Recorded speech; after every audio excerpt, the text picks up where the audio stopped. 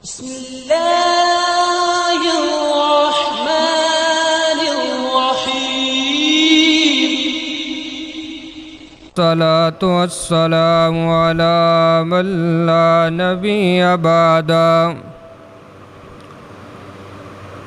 أما بعد فإن خير الحديث كتاب الله وخير الهدي هدي محمد صلى الله عليه وسلم وشر الأمور محدثاتها وكل محدثة بدعة وكل بدعة ضلالة وكل ضلالة في النار.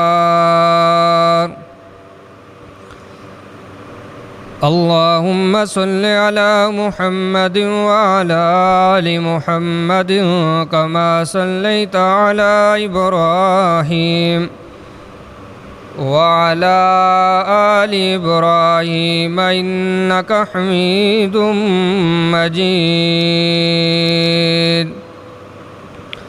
اللهم بارك على محمد وعلى آل محمد كما صليت على إبراهيم وعلى آل إبراهيم إنك حميد مجيد. سبحانك لا علم لنا إلا ما علمتنا إنك أنت العليم الحكيم. أعوذ بالله السميع العليم من الشيطان الرجيم. بسم الله الرحمن الرحيم.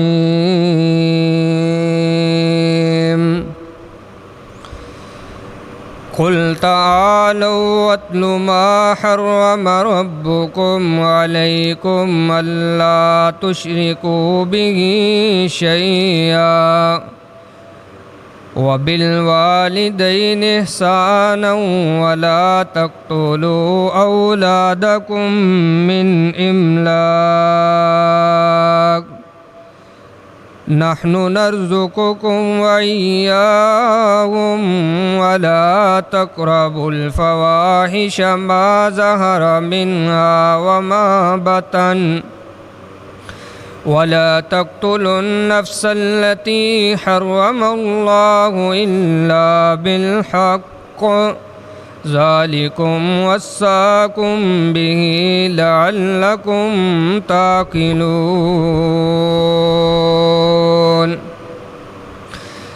وقال صاحب القرآن صلى الله عليه وسلم من يرد الله به خيرا يفقهه في الدين.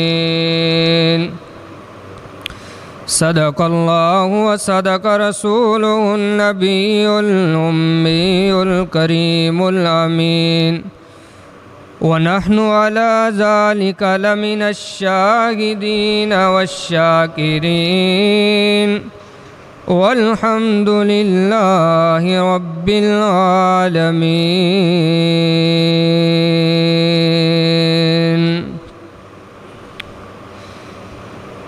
آدمی کا جسم کیا ہے جس پہ شیدا ہے جہان.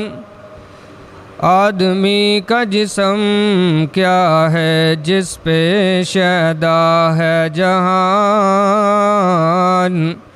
ایک مٹی کی عمارت ایک مٹی کا مکان. گارا اس کا خون ہے اور اینٹیں اس کی ہڈیاں. چند سانسوں پہ کھڑا ہے یہ خیالی آسمان.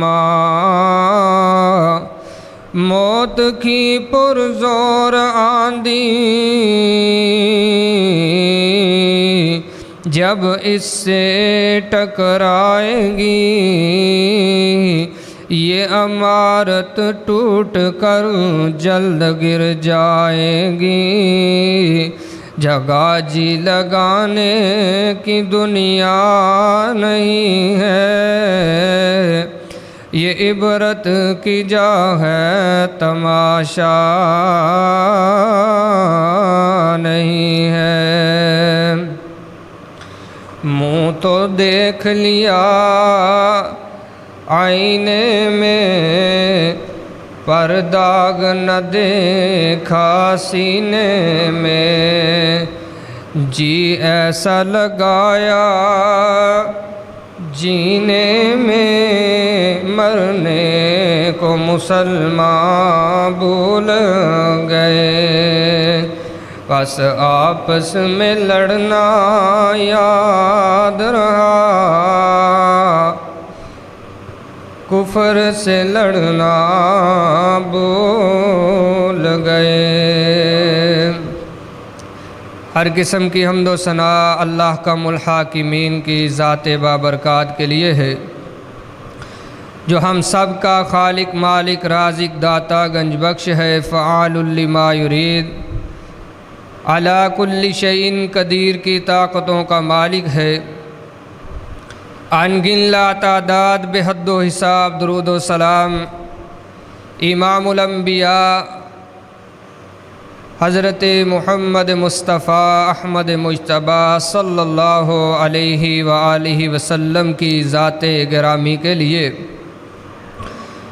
جو ساقی کوثر، شافع محشر، شفیع المذنبین اور رحمت للعالمین ہے۔ رحمت اور بخشش کی دعائیں صحابہ کرام، تابعین اعظام، فقہاء دین، ائمہ دین اور قیامت تک آنے والے موحد مسلمانوں کے لیے۔ حضرات ذی وقار، آج کے اس خطبہ جمعۃ المبارک میں آپ کے سامنے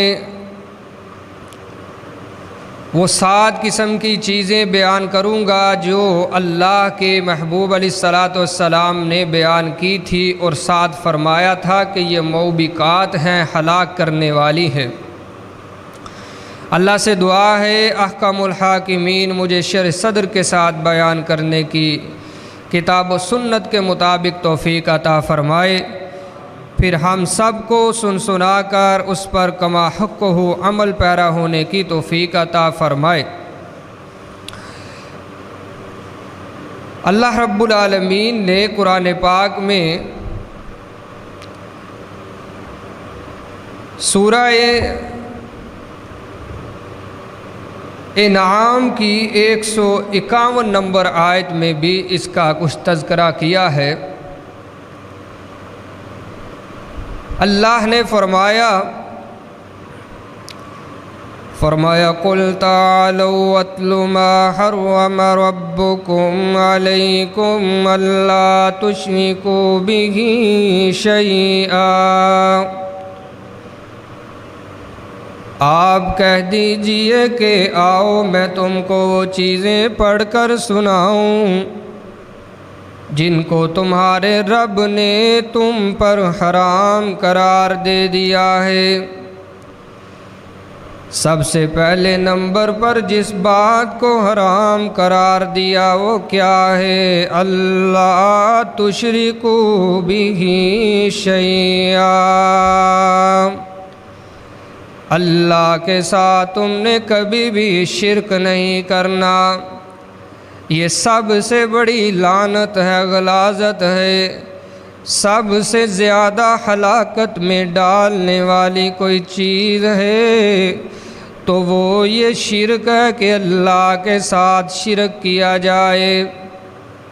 اللہ کے ساتھ کسی کو شریک ٹھہرانا یہ سب سے بڑی ہلاکت والی چیز ہے۔ صحابہ کرام علیہم رضوان سے اللہ کے پیارے حبیب علیہ الصلوۃ والسلام نے فرمایا اجتنبوا السبع الموبقات، میرے صحابہ 7 ہلاکت والی چیزوں سے تم نے بچنا ہے، جو ان چیزوں کو پائے گا، کرے گا، وہ ہلاکت سے نہیں بچ پائے گا، وہ ہلاک ہو جائے گا، تباہ ہونے والا ہے۔ وما ہن یا رسول اللہ صلی اللہ علیہ وسلم۔ حضرت ابو ہریرہ رضی اللہ تعالیٰ عنہ فرماتے ہیں ہم نے پوچھا، صحابہ کرام نے پوچھا فوری جلدی سے اللہ کے رسول صلی اللہ علیہ وسلم جی وہ کون سی چیزیں ہیں جو ہلاک کر دینے والی ہیں، ہمیں فوری بتلائیے، کیا ہم تو وہ کام نہیں کرتے؟ اللہ کے حبیب علیہ الصلوۃ والسلام نے فرمایا سب سے بڑی، سب سے پہلی وہ چیز الشرک باللہ، کہ کوئی کائنات کا انسان اپنے خالق و مالک کے ساتھ شرک کرے، کسی کو شریک ٹھہرائے، کسی زندہ کو شریک ٹھہرائے یا کسی مردہ کو شریک ٹھہرائے، کسی مومن کو شریک ٹھہرائے، کسی اللہ والے کو شریک ٹھہرائے، کسی نبی کو شریک ٹھہرائے یا نبی کے صحابہ میں سے کسی کو شریک ٹھہرائے، ہر شرکت جو ہے اللہ کے ساتھ، اللہ کو وہ پسند نہیں ہے، اس لیے فرمایا سب سے پہلی جو چیز ہے الشرک باللہ، اللہ کے ساتھ جس نے کسی کو شراکت داری پر جو ہے وہ شامل کر لیا، فرمایا خالق کائنات نے وہ بندہ ہلاک ہو گیا، برباد ہو گیا۔ شرک کتنی بڑی غلاظت ہے۔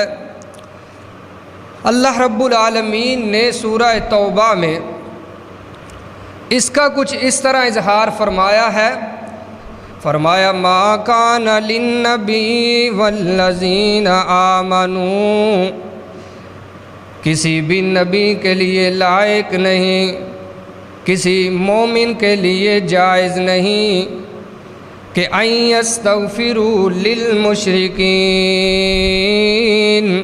کسی مشرک کے لیے ہاتھ اٹھائے اور دعائے مغفرت ہی کر دے۔ یہ بھی اللہ نے اتنا کہنا بھی جائز نہیں رکھا ہے کہ کسی مشرک کے لیے کوئی ہاتھ بلند کر کے کہہ دے کہ اللہ اس کو معاف کر دے، فرمایا یہ بھی بات ہمیں گوارا نہیں ہے، یہاں تک کہ کوئی وہ قریبی ہی کتنا کیوں نہ ہو، کسی نبی کا یا ولی کا، کسی ایمان والے کا وہ کتنا ہی قریبی کیوں نہ ہو، رب کائنات نے فرما دیا جو شرک کرنے والا ہے اپنے خالق کے ساتھ، مالک کے ساتھ، اپنے رب کے ساتھ شرک کرنے والا ہے وہ لعنتی ملعون ہے، وہ ایسا بدبخت ہے کہ ہم نے کبھی اس کو معاف کرنا ہی نہیں۔ سورہ نساء میں 2 جگہ پر اللہ نے فرمایا ان اللہ لا یغفر ان یشرک بہ ویغفر ما دون ذلک لمن یشاء، رب کائنات نے فرمایا اللہ ہر عیب کو معاف کر سکتا ہے، ہر گناہ سے درگزر کر سکتا ہے اور کر دے گا، لیکن مشرک کو معافی کوئی نہیں ہے۔ انہ من یشرک باللہ فقد حرم اللہ علیہ الجنہ، جو شرک کی دلدل لے کر کے آئے گا، جو شرک کی غلاظت میں لت پت ہو کر کے آئے گا، الہ العالمین نے فرمایا فقد حرم اللہ علیہ الجنہ، اللہ نے اس بندے پر جنت کو حرام قرار دے دیا ہے۔ اللہ اکبر، مشرک اتنا پلید ہے۔ رسول اللہ صلی اللہ علیہ وسلم نے فرمایا آتانی جبرائیل، میرے پاس جبرائیل امین آئے، مجھے کہنے لگے حبیب کبریا علیہ الصلوۃ والسلام میں ایک خوشخبری لے کر کے آیا ہوں، وہ خوشخبری کیا ہے؟ سیدنا جبریل امین علیہ الصلوۃ والسلام فرماتے ہیں اے محبوب خدا صلی اللہ علیہ وسلم، وہ خوشخبری یہ ہے کہ آپ کے رب نے فرما دیا ہے میں سب کو معاف کر دوں گا سوائے مشرک کے۔ میں نے کہا ان زنا و سارا کا، اگر کوئی زنا کرنے والا ہوا، چوری بھی کر لیا کرتا تھا لیکن شرک کی غلاظت سے بچتا تھا، اللہ اس بندے کو بھی معاف کر دیں گے کہ نہیں کریں گے؟ جبریل امین کہتے ہیں نعم ان زنا و سرقا، ہاں اگر وہ کبھی زنا بھی کیا تھا اس نے یا کبھی چوری بھی کر لیا کرتا تھا تو پھر بھی اللہ اس کو معاف کر دیں گے، لیکن مشرک کو معاف نہیں کریں گے۔ اللہ رب العالمین نے نا قرآن پاک میں 7ویں سپارے میں 17 انبیاء کا نام لیا ہے۔ نام سنتے جائیے گا اور پھر کیا فرمایا ہے۔ فرمایا وَتِلْكَ حُجَّتُنَا آتَيْنَاهَا إِبْرَاهِيمَ عَلَىٰ قَوْمِهِ نرفع درجات من نشاء ان ربك حکیم علیم ووهبنا له اسحاق ويعقوب كلا هدينا ونوحا هدينا من قبل ومن ذريته داود وسليمان وأيوب وَيُوسُفَ وَمُوسَى وَهَارُونَ وَكَذَلِكَ نَجْزِي الْمُحْسِنِينَ وَزَكَرِيَّا وَيَحْيَى وَعِيسَى وَإِلْيَاسَ كُلٌّ مِّنَ الصَّالِحِينَ وَإِسْمَاعِيلَ وَالْيَسَعَ وَيُونُسَ وَلُوطًا وَكُلًّا فَضَّلْنَا عَلَى الْعَالَمِينَ۔ اللہ رب العالمین نے ان انبیاء کا نام لیا، نام لینے کے بعد فرمایا وَلَوْ أَشْرَكُوا لَحَبِطَ عَنْهُمْ مَا كَانُوا يَعْمَلُونَ۔ الہ العالمین نے اپنے پیغمبروں کا نام لیا اور نام لینے کے بعد اس بات کا اظہار فرمایا اگرچہ یہ میرے بڑے برگزیدہ پیغمبر تھے، نیک تھے، صالح تھے، ہمیں اپنے ان بندوں پر ناز تھا، یہ ساری زندگی اللہ کی توحید کی دعوت دینے والے کائنات کے لوگوں اس مسئلے کی نوعیت کو سمجھ لو، شرک کتنی بڑی غلاظت ہے۔ الہ العالمین نے فرمایا اگر یہ میرے سارے نبی بھی شرک کر لیتے تو میں ان کے اعمال بھی ضائع کر دیتا۔ شرک کی غلاظت اتنی بڑی ہے، حالانکہ انبیاء شرک نہیں کر سکتے، معصوم عن الخطا ہیں، لیکن اس مسئلے کو سمجھایا ہے کہ کائنات کے لوگوں سمجھ جاؤ، یہ نہ ہو کہ پھر جب آؤ ہماری بارگاہ میں تو پھر وہ حال ہو کہ اب کیا ہو پچھتائے جب چڑیا چوگ گئی کھیت، پھر کچھ نہیں ہونے والا۔ دنیاوی زندگی کے اندر ہم نے تمہیں موقع دیا ہے، اس سے بڑھ کر اپنے حبیب علیہ السلام سے بھی اللہ احکم الحاکمین نے فرمایا کہ میرے محبوب اگر آپ بھی شرک کریں گے تو آپ کو کوئی بچانے والا نہیں ہے۔ یعنی شرک اتنی بڑی غلاظت ہے، لعنت ہے۔ اس لیے عزیز دوستو، اللہ کے محبوب علیہ السلام نے فرمایا کہ سب سے پہلے جس کام سے تم نے بچنا ہے اور اپنے دامن کو بچانا ہے وہ یہی ہے کہ لا تشرک باللہ، اللہ کے ساتھ کبھی شرک نہیں کرنا۔ جس نے شرک کر لیا وہ ایسی تباہی میں آئے گا کہ اس کو کوئی بچانے والا سامنے نہیں آئے گا، کوئی اس کی سفارش کرنے والا نہیں ہے، کوئی اس کے بچانے والا نہیں ہے۔ دوسرے نمبر پر فرمایا وَالسِّحْرُ، جادو کرنے والا بھی ہلاک ہو گیا، جادو کروانے والا بھی ہلاک ہونے والا ہے۔ جو ساحر ہے، کاہن ہے، جادوگر ہے، جادو کرتا ہے یا جادو کروانے والا ہے، رب کائنات کے محبوب علیہ الصلاۃ والسلام نے واضح اعلان فرما دیا۔ صحیحین کی حدیث آپ کے سامنے پڑھ رہا ہوں، اللہ کے پیغمبر علیہ الصلاۃ والسلام نے فرمایا جادو کرنے والا، کروانے والا دونوں ہی ہلاک ہو گئے، برباد ہو گئے۔ اس کی ہلاکت میں کون سا شک رہ سکتا ہے جس کے بارے میں امام الانبیاء علیہ الصلاۃ والسلام فرما دے کہ فلاں بندہ ہلاک ہو گیا ہے۔ اور آج دیکھیے ہمارے گھروں کا حال کیا ہے، اللہ اکبر، بہو جو ہے وہ ساس کے اوپر جادو کرنے کے لیے جا رہی ہے، ساس بہو کے لیے جا رہی ہے، بہنیں بہنوں کے لیے جا رہی ہیں۔ جادوگر جو ہیں ان کی لاٹری نکلی ہوئی ہے اس زمانے کے اندر، ہر دوسرا شخص جو ہے وہ جا رہا ہے، جادو جادو میرے اوپر جادو، ہر ایک کا یہی رونا ہے۔ حالانکہ امام الانبیاء علیہ الصلاۃ والسلام جن کا کلمہ پڑھا ہے ہم نے، انہوں نے فرما دیا ہے کہ جادو کفر ہے، جو جادو کرنے والا ہے، کروانے والا ہے، وہ اللہ کی لعنت کا مستحق ہے، وہ جنت میں نہیں جا سکتا، یہ کفر ہے۔ اور آج حالات یہی ہیں کہ ہر کوئی اس کے در پہ ہے، کوئی ہاتھ دکھانے جا رہا ہے کہ میرے ہاتھ کی لکیریں کیا کہتی ہیں بتلاؤ۔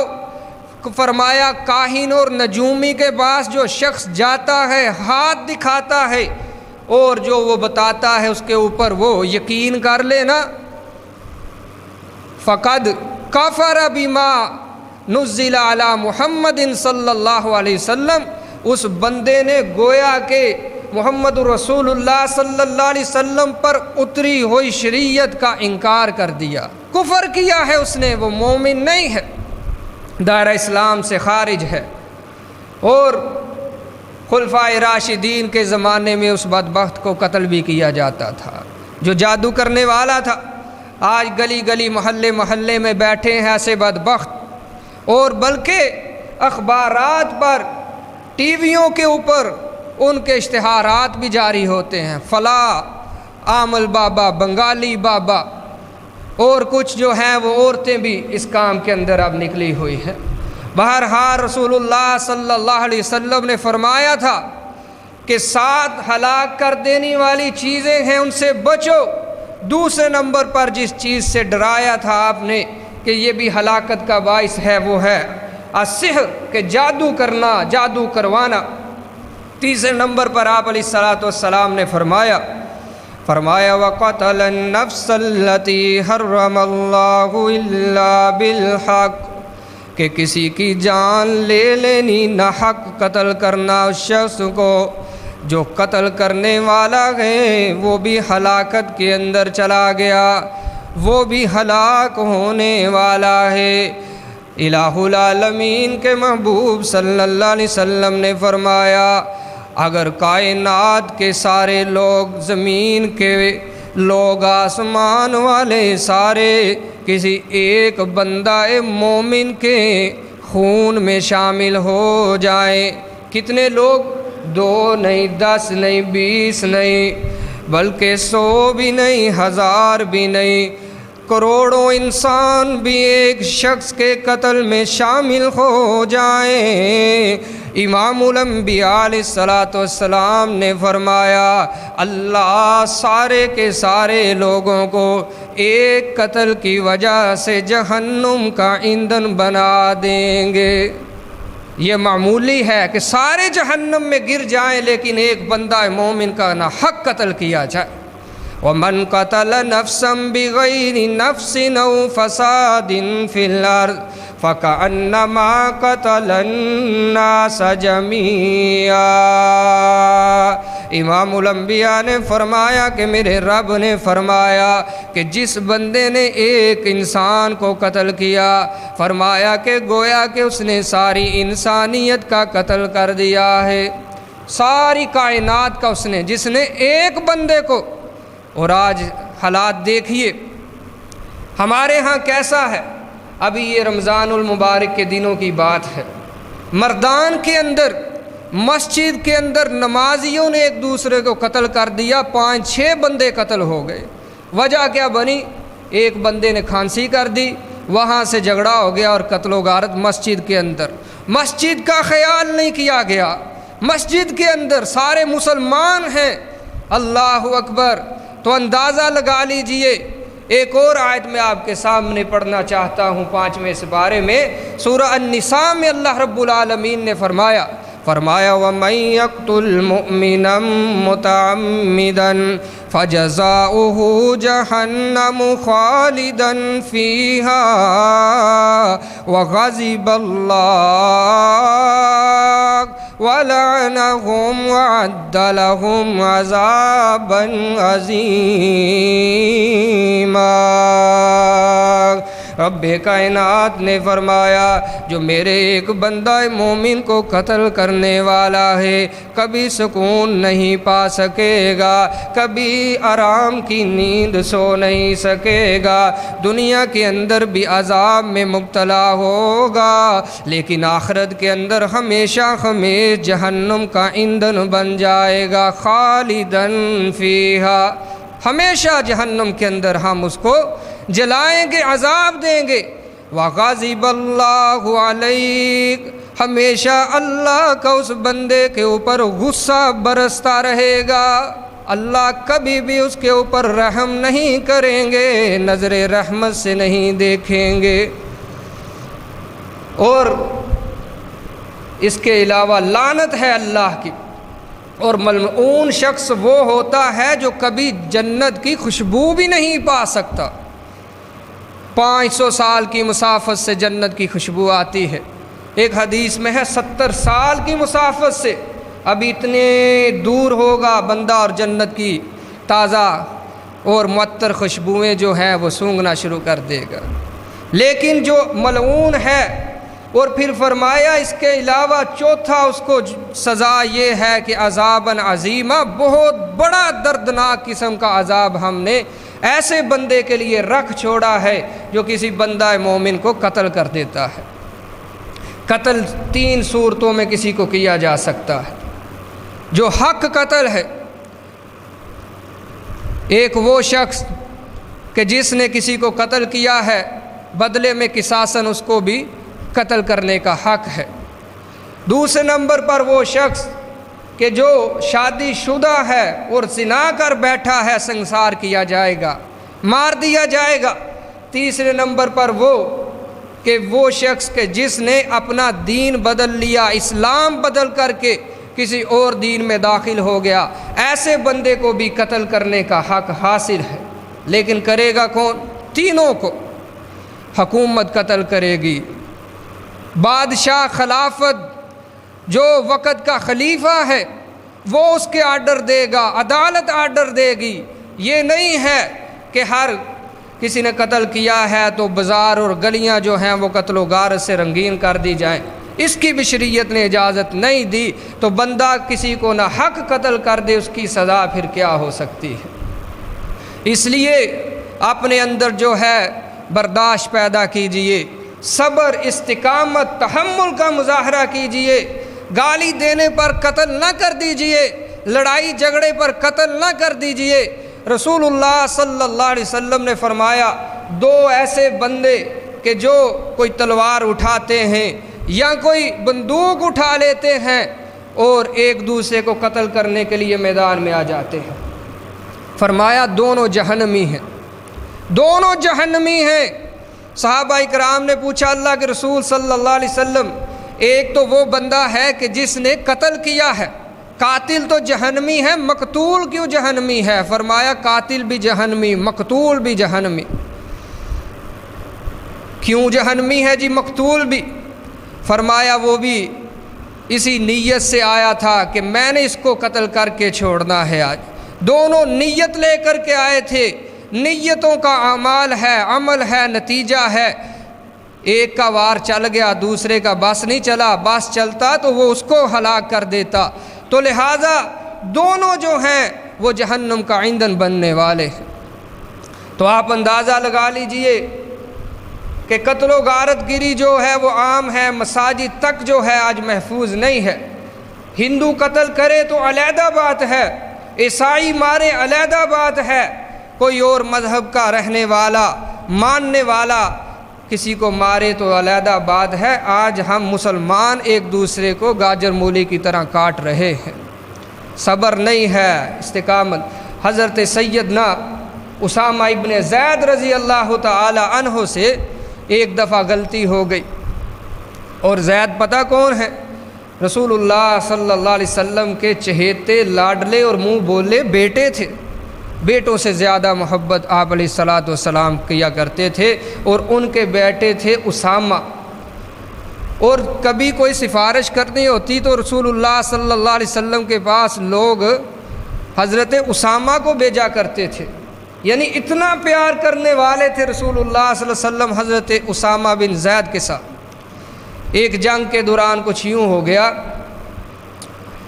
ایک انصاری کے قابو ایک کافر آ گیا، اس نے جلدی جلدی لا الہ الا اللہ کہنا شروع کر دیا۔ انصاری نے چھوڑ دیا کہ اس نے کلمہ پڑھ لیا ہے، جو کلمہ پڑھ لے اس کو تو قتل کیا ہی نہیں جا سکتا۔ حضرت اسامہ کو پتہ چلا، انہوں نے آ کر کے اپنا برچھا مارا اور اس کو وہیں پر قتل کر دیا، حالانکہ وہ لا الہ الا اللہ پڑھ رہا تھا۔ اسامہ کہتے ہیں کہ میں نے اس لیے قتل کیا ہے کہ اس نے موت کے ڈر سے پڑھا تھا۔ رسول اللہ صلی اللہ علیہ وسلم کو جب اس بات کی خبر ہوئی تو آپ نے فرمایا، اسامہ تو نے ایسے بندے کو قتل کیا ہے جو لا الہ الا اللہ پڑھ رہا تھا۔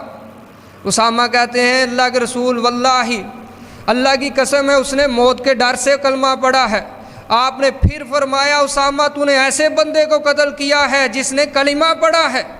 3 دفعہ یہ تکرار آپ نے کیا ہے، اور بعد میں فرمایا، اسامہ کل قیامت کا دن ہوگا، یہ بندہ اللہ کے سامنے کھڑا ہو کر کے کہہ سکتا ہے بِأَيِّ ذَنبٍ قُتِلَتْ، تو نے مجھے قتل کیوں کیا تھا؟ تجھے جواب دینا پڑے گا، میں محمد صلی اللہ علیہ وسلم اس کا آپ کے فعل سے کام سے بری ہوں، میں اس کے اندر شامل نہیں ہوں، نہ میں نے اجازت دی ہے۔ اللہ کے حبیب علیہ الصلاۃ والسلام نے فرمایا، قیامت کے دن مقتول جو ہے وہ قاتل کی گردن سے، پیشانی کے بالوں سے پکڑ کے لائے گا اور اللہ کے عرش کے سامنے لے آئے گا، بالکل قریب عرش کے لے آئے گا، اور کہے گا الہ العالمین میں نے اپنا قاتل ڈھونڈ لیا ہے، یہی وہ بدبخت ہے جس نے مجھے دنیا کے اندر قتل کیا تھا، مجھے مارا تھا، تڑپایا تھا، دنیا والوں کو تو پتہ نہیں چلا، وہ میرے خون کے متلاشی تھے لیکن تلاش نہیں کر سکے کہ قاتل کون ہے۔ قاتل پیسے والے بھی ہوتے ہیں، اپروچ والے ہوتے ہیں، چھوٹ جاتے ہیں، آپ کے سامنے ہیں کتنے واقعات، لیکن وہاں تو نہیں بچ پائے گا۔ اللہ اکبر۔ اس لیے عزیز دوستو بھائیو، وقت چونکہ ختم ہو گیا ہے، ابھی صرف 3 چیزیں آپ کے سامنے بیان ہوئی ہیں کہ جو ہلاک کرنے والی ہیں، کہ بندے کو ہلاکت کے گٹا ٹوپ اندھیرے کے اندر پھینک دیتی ہیں، بندہ ہلاک ہو جاتا ہے، تباہ و برباد ہو جاتا ہے۔ پہلے نمبر پر مشرک، شرک کرنے والا اللہ کے ساتھ، فرمایا وہ بھی بندہ ہلاک ہے۔ دوسرے نمبر پر ساحر، جادوگر، جادو کرنے والا، کروانے والا۔